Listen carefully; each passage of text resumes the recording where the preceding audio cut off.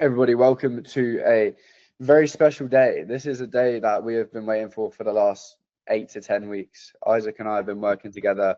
He's actually one of my first ever clients from, I believe, like the beginning time of around May-ish, probably somewhere around there, Isaac, right? That sounds right. Yeah. Yeah, because I was in Brazil and I remember when we first spoke on DMs. So yeah, I mean, Isaac, like just drop it, bro. Tell them about yourself. Tell them like your kind of backstory and where you're up to now, and we'll just dive straight in, brother. Yeah, man. So I'm 26 here in the US, Chicago. I was a musician for a long time, like 6 years, struggling with money. I was doing it for the love, not for the money. My parents were helping me pay for rent, groceries, and stuff. And certain point, I was just like, I got to pivot, and became a dating coach. So I help guys with relationships, and I decided to dive in with it, but I didn't know how to sell, and I didn't know like how to get clients, and that's kind of when I found Jack. Yeah, that's an insane transition, bro. And in terms of like, so you mentioned when you transitioned from musician to dating coach. When was that? September of last year that I decided. So like a little less than a year ago. And then I made the mistake of just like over planning. I was like, I was researching a ton. I was in motion, not in action. And, and so I was like planning a ton. I was like making my course, which I actually don't regret because that course is sick now and it makes the coaching easier. But hmm yeah, when I actually launched the offer was March of this year. Okay, so literally around the same time that we met, Yeah, more or less. yeah. Damn, Like a month later, we started working. that's so Like interesting. 2 months I later. always so strongly that like there's alignment and shit like that. Do you know what I mean? When you start taking action, like I believe that there's like a certain reward that you get for taking action on shit like that. And then like things just happen and then like alignment starts to like occur and all of a sudden you just find yourself in this like snowball motion. When we first met, where were you at like in terms of income? So I had 4 clients. It was a $3,000 deal. Not all of them paid up front though. So I was probably doing like maybe 3,000 a month. If we Yeah, okay, around 3,000 a month. Now, when you were at 3,000 a month when we first met, like what was the kind of like mindset and like internal operating that was like happening when we first were speaking? Dude, I mean, it was exciting because it was so new, but it was scarcity. I was just trying to make it happen, like trying to do a million things at once. Needy as fuck on sales calls because I needed the money. Everyone was like an emotional roller coaster of adrenaline and then either elation or just like depression afterwards, depending on how it went. Yeah. Damn. What was the transition period that actually made you decide to take the jump rather than just continuing to like figure things out solo? I mean, one of them was how like you sold me really well, so I was like, okay, he's clearly good at selling, and Yeah. and then, but honestly, like what differentiated you from like another sales coach that like I theoretically could have gone with was the identity stuff, like Mm, like the identity based closing just aligns so well with my personal ideology and coaching because it's like mm, dating coaching, it's all about like transforming yourself. It's like mm, the result is a byproduct of your transformation as a man. And so like I really am selling an identity shift. And so like your identity shift selling, it's like, I mean, it's not even a sales call. It's like coaching call number one. It's like the start of their program. yeah. So interesting. When you say your personal ideology, like elaborate on that, bro. Like what is your personal ideology? I mean, at least when it comes to like personal development stuff, I mean, Yeah. it's very much like action focused over results focused. Like I see the outcome as the byproduct of your actions, and Mm, that's what I teach guys, right? And I believe that we get to decide who we become, essentially. mm, I mean, back when I was a musician, my slogan was "You are greater than you know."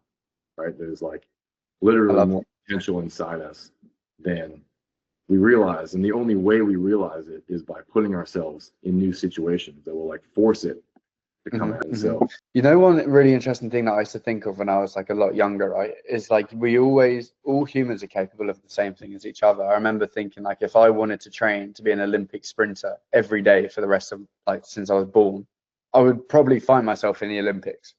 If I genuinely fucking put my all into it, I'd find myself in the Olympics. Whether I win gold or not, who knows? But like, I'd fucking end up in the Olympics. And so like that was one massive thing that I like incorporated into when I started my program. I was like, if I can just put that principle in of like, if all you do is just fucking turn up every day, just relentlessly, just put in as much work like you fucking have over the past like 3-4 months, you've proven to yourself that you're not just like a business owner you're not just a dating coach. Like, you're actually so much more than that. You're able to actually like transform people's like life and how they see themselves. Like, that's a really powerful thing, right? It's insane. It's insane. I mean, like we've got one guy who struggled with depression for 20 years, hasn't hit the gym in 20 years. We got him in the gym for the first time. He's like, Yeah. I feel amazing. I'm like, yeah, no shit. Like, we barely even touched dating, because it's not even about dating. It's like all this foundational stuff in his life. It's just like so sick to see. That's actually very fucking interesting, bro, because the foundational stuff is what makes like anything easy, because once you understand how to do like one thing well, you can just rinse and repeat the same like formula, the same foundational base, and you can just continue to build brick on brick on brick, right? You had a very special day today there, right? I did. Yes. Drop it, bro. Drop the sauce. Like, everyone's gonna be like, well, maybe everyone won't cream their pants over this, but when I saw it pop up in the fucking Wins channel, bro, I was just like, I was overwhelmed for you. That like, it's actually so insane. Yes, I creamed my pants over this shit. So several hours ago, I got my biggest sale ever. Not like twice what I had ever done before, not 3 times, like 4 times what I've ever done before. 19K deal in one call. Fucking ridiculous. It's a one call close as well. Oh Yeah. my god. Wow. Fucking hell. When you look at the transformational period of like Isaac back in March, like, yeah, you probably would have been able to close that now. But when you look at the difference in delivering that kind of pitch and delivering that kind of like, look, this is what I can do for you, and the conviction that you like had within yourself to be able to do that, do you feel that like actually mastering sales, mastering is maybe a strong term, I don't believe anyone can really master it, but like getting as good as you are now has had like a fucking huge impact on your ability to deliver something like that to like a high value person? Oh yeah. I mean, it wouldn't have happened before the program. Or like, if by some chance I squeaked it out, it would have been more luck than skill, and it would have taken me 3 hours, right? Because before, my calls were taking like 2 hours, because I was selling on value, not on identity. So I would talk about every little thing that they were struggling with, and then outline exactly like all the specifics of how I was going to help them with that. And now I know you don't talk about the specifics, you talk about what actually matters. And I mean, I've been closing guys in like 45 minutes. It's ridiculous. It's so sick to see, man. It's actually so sick, because I remember on our one-to-ones, we just used to cook and we're both getting so gassed, just like, yo, like, this is actually insane. I was like even contemplating uploading a couple of them to YouTube, because they're just so good, bro. Like, they just cook so much. That's actually so insane. So for August, I know you had obviously like a little bit of a break in between, because you did like a 500-mile bike ride or something crazy like that, huh?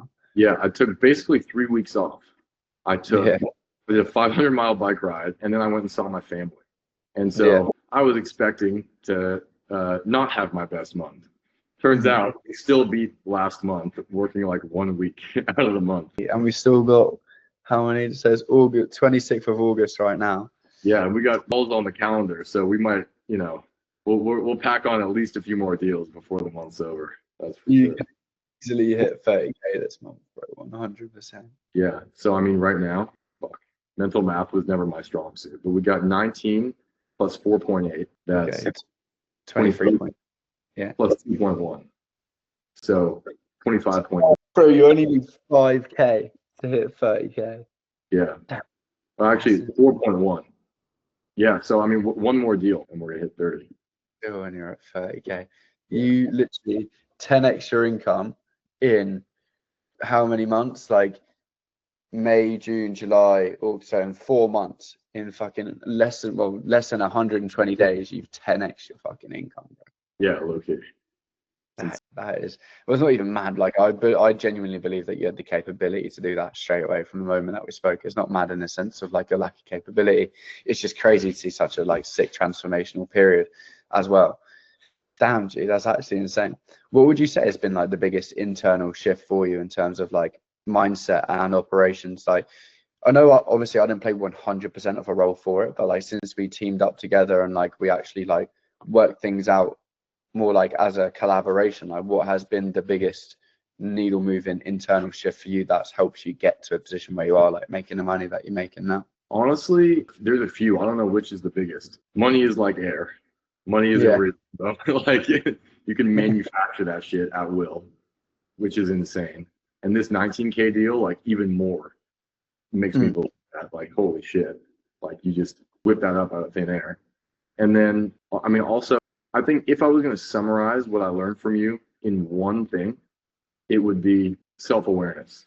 You become a good closer by closing yourself every day on the things you're supposed to be doing that you don't want to do. Yeah. And that, I mean, bro, I hear your voice in my head. I'm like, so in what way does it make sense to not do the laundry right now? I'm like, fuck, I'm doing the laundry. You know, that's such a beautiful thing, man. And like, you're not the first person that said that either. It's like sometimes when like you see such a significant change. The reason why, in fact, I'd like you to explain this rather than me. Why do you feel like it's important to close yourself first rather than just go on and just try and close other people from a place of like being a salesperson rather than actually helping somebody fucking change? Because it's real. It's like you are leading, you're doing what you never have to ask someone. Because if you do that, then on a sales call, you never have to ask someone to do something you haven't done yourself first. And so you're not a hypocrite, and you understand the reasons why they might say no. Because the reason I am scared to do your fucking program or to try my best at my business, because if I try my best, I have no excuses if it doesn't work. It's all on me, right?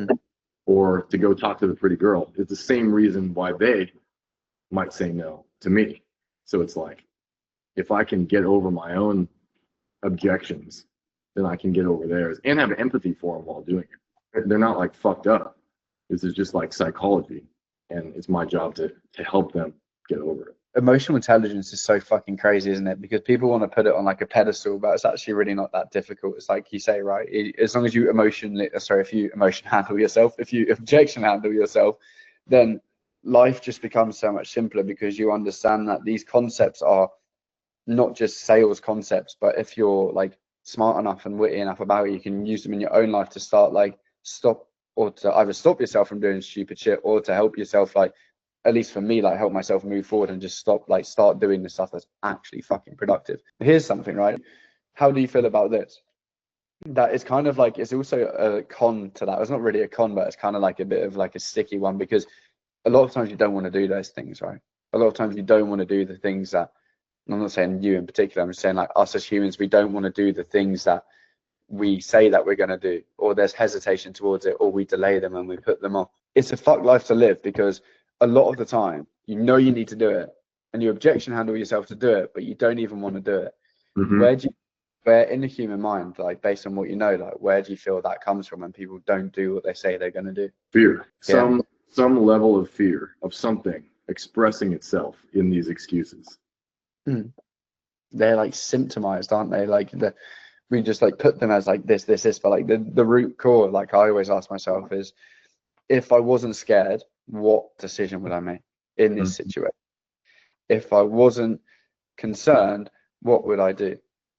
And just to like the one I learned from you that I fucking love is, if I knew it would work out, would I do it? And the answer is always yes. And it's like, well, whose job is it to make sure it works out? Yeah. And then, fuck, okay, I've got to do it now. And it's like, oh, you kind of just like mad at yourself for solving your own objection of just like, oh, okay, fine, I'll fucking do it. I don't care. Yeah.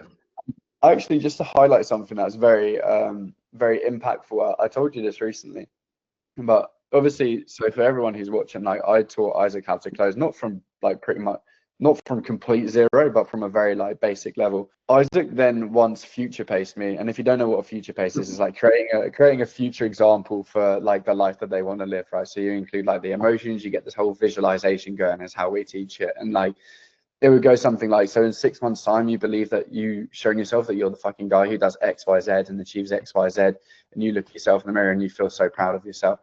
Now, there was a situation where my relationship had gone through like a rocky phase, and everything had like shit hit the fan basically. My girlfriend lives in another country, and Isaac didn't know any of this, but he was like future pacing me on, like, we we're role playing some dating coaching, and he future paced me really well. And I started to imagine me like being in the kitchen with her, because he was talking about like making breakfast. And 2 weeks later, I booked a flight to her country and went and like sorted things out with her, and like now we're like really like back on track and everything. So it goes to show that actually like these things, even if I teach you them and I came up with them, like they're still super fucking impactful for like everyone in general, like regardless of what like stage or level or knowledge or experience or skill level that you're at. So that was a really like nice moment to experience, of just being like on the receiving end of it, being like, damn, this shit is like real. Yeah. You know? And when you told me that, it made me feel so happy, because it's like, that's like real life shit. Yeah. Like who knows what that leads to. But then it also makes you think of like the real lasting change that you have on people, right? Like whether they join the program or not. It's like you really understand that, fuck, okay, like they've actually walked away from this call with like a life-changing conversation, and like they're feeling, coming away from that feeling like, fuck, what do I do? How do things work? If we look at the end of Q3, what we're looking at, so like the end of next month, September, based on your recent results and the rampage you're about to go on, what month do you want to have in September? 50K. 50K by the end of September. Yeah, it's gonna happen. Okay. I told you I want 50K so I can hire a closer and pay him like a king. Yeah, and then fly to London and see me. Yes, and buy you a fucking Rolex. Yeah. That's 100%. I can swap out this fucking old beaten thing. Yeah, bro, that's actually so insane. Okay, well, what objections did you have to solve, or did you have to solve any objections for yourself to be able to like join forces, or is it something that you just thought like, nah, this is the right time, I was gonna fucking do it? No, I mean, the crazy thing is, it's like, even, I mean, I'm not like level 100, but I've been like taking risks for a long time. It's like my whole thing. It's like that. It's what I coach. And still, when we were on our sales call, it's like, I know that I felt it. It's like, oh, there's my heart beating. I'm sweating. That little bitch inner voice in my head is saying like, don't take the risk. And it's all the usual suspects, like the money. It's like, oh, I want the comfort of having the money in my bank account rather than generating skills that are going to make me millions. It's not rational, but it's like it's emotional. And you're all good, dude. Gotta go and do serve here. You're all good. Yeah, the usual suspects. I love that. That's actually fucking. Yeah.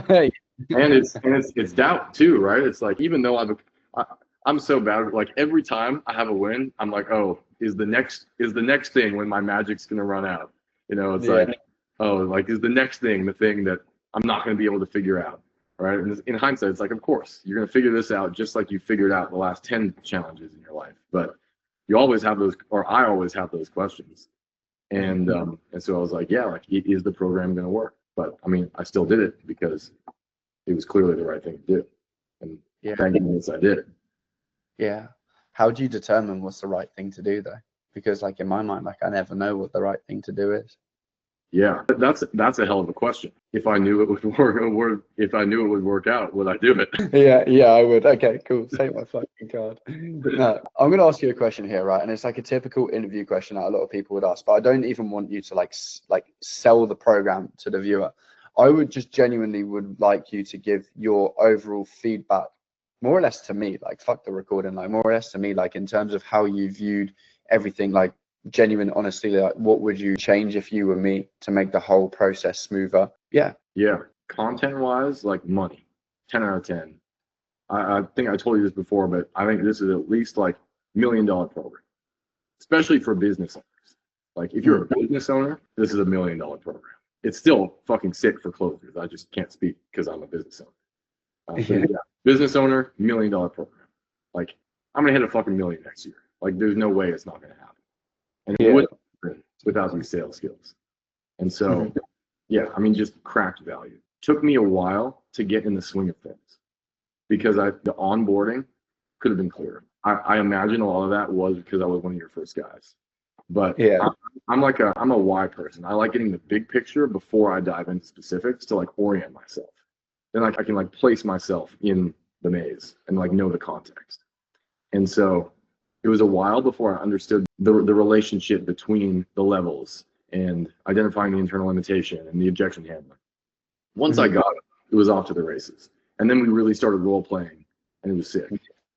Yeah. But that's my feedback. If you can give me the high level immediately, Yeah, I would have gotten there even faster. Yeah, I think that's like something that a few people have said to me, and so like that's why I built out the whole school program, because we kind of switched from business owner to more like 9-to-5 to bring them in, because now I got like maybe 10 business owners in the program who are like near on pretty much hiring closers. And I was like, fuck, imagine if I had like a bunch of sick closers to then place in the business that they don't need to go out and hire them. I was like, oh wait, you can just do that now.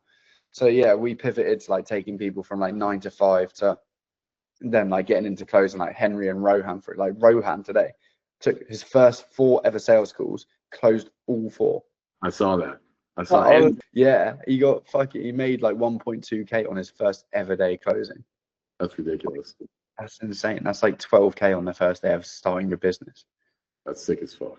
Like that's mad. And Henry obviously did 6k coming from 0. So it's like all of these people are just cooking slowly, and before you know it, we'll literally have like a sick agency of like closers, business owners, and fucking like everyone in between. So like, yeah, it's actually sick, bro. And like, when I'm ready, when I hit that 50k month, I'm gonna come to you for a closer, because I know whoever comes out of your program is gonna be a fucking shark.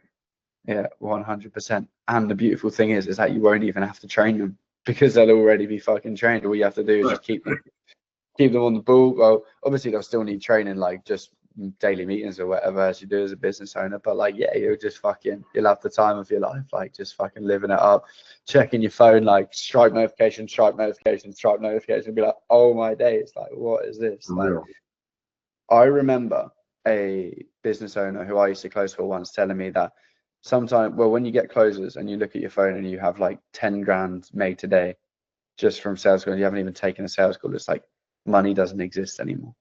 Yeah. And I was like, damn, that's the mindset that I need to have now. It's like money doesn't exist.